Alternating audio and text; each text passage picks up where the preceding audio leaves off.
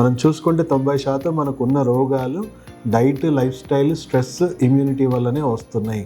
అంటే మీకు ఫంక్షనల్ మెడిసిన్లో ఫస్ట్ మేము చూస్తాం, మీ మోకాలు నొప్పులు ఉన్నా, మీ వెన్ను సమస్య ఉన్నా, మీకు ఎలాంటి ఆర్థో న్యూరో మస్కులర్ కండిషన్స్ ఉన్నా ఫస్ట్ మీ డైట్లో, లైఫ్ స్టైల్లో, స్ట్రెస్లో, మీ ఇమ్యూనిటీలో ఎలాంటి ఇంబ్యాలెన్సెస్ వచ్చాయి, మీ బాడీలో ఎలాంటి టాక్సిన్స్ చేరుకున్నాయి, ఎలాంటి గట్ హెల్త్ ఇంబ్యాలెన్స్ వచ్చింది, అంటే మీ ఆరోగ్యం తగ్గుతూనే అనారోగ్యం వచ్చింది. సో ఆరోగ్యాన్ని సరిచేయకుండా అనారోగ్యాన్ని ఆపలేము, అనారోగ్యాన్ని మూలాల నుంచి సరిచేయలేము. సో అది ఫంక్షనల్ మెడిసిన్లో మాత్రమే సాధ్యం. ఇంగ్లీష్ మెడిసిన్లో ఇంగ్లీష్ మందులు వాడుకుంటూ ఇంగ్లీష్ ఫిలాసఫీ ఏదైతే ఉందో, ఇంగ్లీష్ మెడిసిన్ ఫిలాసఫికల్గా మనము పిఆర్పి థెరపీ చేసుకోవడం అంటే ఎట్టి పరిస్థితుల్లో అది ఒక ప్రోగ్రెసివ్ అండ్ సస్టైనబుల్ వైద్యం కాదు. అలాగని ప్రతి ఒక్కరూ సర్జరీ చేయించుకోవాలి అనడం కూడా కరెక్ట్ కాదు. ఎందుకంటే మీకు అదే చూడండి, సర్జన్స్ ఏం చేస్తారు, మీకు ఆర్థోపెడిక్ డాక్టర్స్ పెయిన్ కిల్లర్స్ ఇచ్చి అన్ని స్టేజెస్ పూర్తిగా దాటిపోయాక మీకు ఆపరేషన్ చేయించుకొని మోకాలు చికిత్స మార్పిడి చేసుకోండి అంటే పార్ట్లు మార్చేయండి.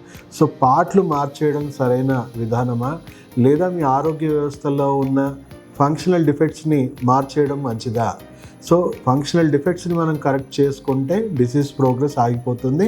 ఆబ్వియస్లీ ఎంత అర్లీ స్టేజ్లో మీరు ఫంక్షనల్ డిఫెక్ట్స్ని కరెక్ట్ చేసుకుంటే అంత తక్కువ డ్యామేజ్తో మీ బాడీ మళ్ళీ రిపేర్ చేసుకోగలుగుతుంది. సో అలా చూసుకుంటే మనకు వెన్ను సమస్యలు కానీ, లేదా మోకాళ్ళ సమస్యలు కానీ, ఎలాంటి ఆర్థో న్యూరో మస్క్యులర్ లేదా హిప్ జాయింట్ సమస్య కానీ, ఇవన్నిటికీ పిఆర్పి థెరపీ పూర్తి పరిష్కారంగా ఏదైతే చెప్తున్నారో దాంట్లో అసత్యం అండి. కేవలం మీకు సిమ్టమెటిక్గా ఎంతో కొంత మైల్డ్ రీజనరేషన్ అయ్యి హెల్ప్ అవుతుంది.